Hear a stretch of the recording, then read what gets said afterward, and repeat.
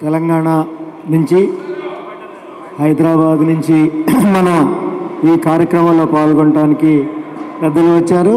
వారు తెలంగాణ మహిళా మున్నూరు కాపు సంఘం అధ్యక్షురాలు బండి పద్మ గారిని రావాల్సిందిగా కోరుతున్నాను. అదేవిధంగా మన పెద్దలు సోదరులు ముళ్ళపూడి నాగేశ్వరరావు గారు, వారు రాధారంగ మిత్రమండలి నుంచి మొదటి నుంచి మన కోసం సేవ చేస్తూ ఉన్నారు. వారిని ఆహ్వానిస్తూ ఉన్నాను. బండి పద్మ గారు మాట్లాడవలసింది కోరుతున్నాను. ఈరోజు మన ఆంధ్రప్రదేశ్ జేఏసీగా ఏర్పడి మన ముఖ్య నేతలతోని మీటింగ్ జరుపుకుంటున్న జేఏసీ అధ్యక్షులు చందు జనార్దన్ గారికి మరియు వాళ్ళ కమిటీ సభ్యులందరికీ ధన్యవాదాలు తెలియజేస్తూ,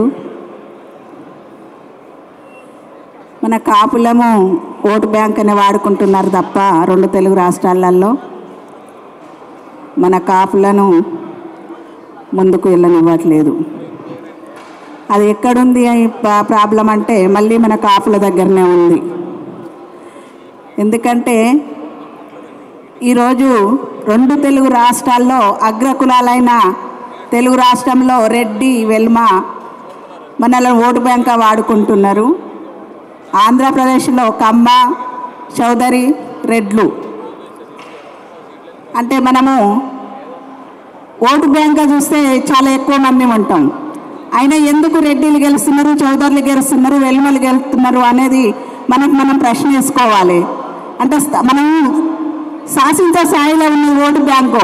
కాపులు అంటే భయపడతారు. ఒక్కసారి రాజ్యాధికారం కాపులకు వస్తే మళ్ళీ ఏ రెడ్డి రాడు, ఏ ఎల్మ రాడు, ఏ చౌదరి రాడు, ఏ కమ్మ రాడు. కాబట్టి మన రాజ్యాధికారం రాకుండా కులాన్ని విడదీసి పాలిస్తున్న మన పెద్దలు అగ్రకులాలని అణగదొక్కాలి అంటే మళ్ళీ మన కాపు బిడ్డలమే ముందుకు రావాలి. అది మన ఆంధ్రప్రదేశ్లో పవన్ కళ్యాణ్ గారు ఖచ్చితంగా ఆ దిశగా నడుస్తున్నాడు. కాబట్టి తనకు మన చేదోడు వాదోడు ఉంటూ మన కన్న తండ్రి ఉంటే ఇంట్లో ఎలాగైతే ఏ బిడ్డ తప్పు చేయకుండా తండ్రి ఒక ఇంటిని ఎలా కాపాడుకుంటాడో, ఒక రాష్ట్ర సంఘానికి అధ్యక్షుడైన చందు జనార్దన్ గారు కావచ్చు, ఇంకెవరైనా కావచ్చు, తన కులాన్ని అలాగే కాపాడుకుంటా ముందుకు తీసుకెళ్తారు. కాబట్టి మీటింగ్లు పెట్టినప్పుడు ఎన్నో ఒడిదొడుకులు వస్తూ ఉంటాయి. రాజకీయాల్లో ఉన్న వాళ్ళకి ఎన్నో ఒత్తిళ్ళు వస్తూ ఉంటాయి. ఎందుకంటే వాళ్ళని ఏడ పడగొడతారో, ఏడ ఒక్కటవుతారో అని మన వీక్నెస్ మీద దెబ్బ కొట్టేటందుకు పార్టీలు ఉన్నలను కూడా కొంతమంది మీటింగ్ కూడా రాకుండా చేయడం జరుగుతుంది. అది 2 తెలుగు రాష్ట్రాల్లో కూడా ఈ అన్యాయం జరుగుతూనే ఉంది.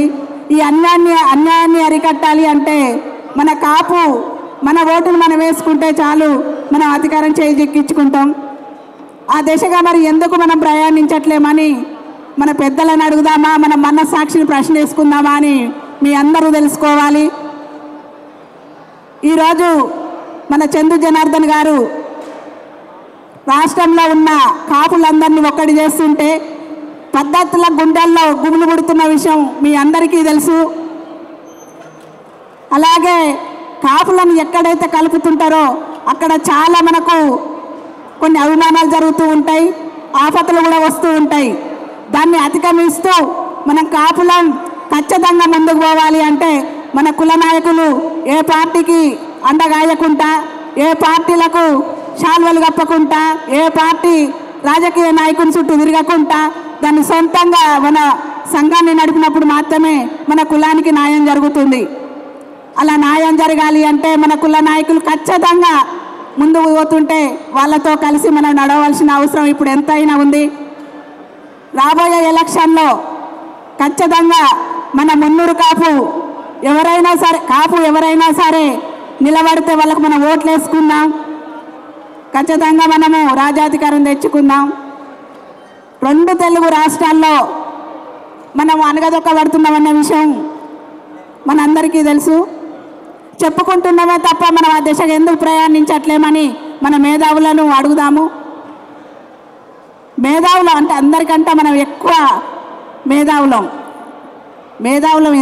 ఎందుకు ఎక్కువ అంటున్నా అంటే నేను మన ఓటు మనం వేసుకుంటే గెలుస్తామని ప్రతి మనిషికి తెలుసు.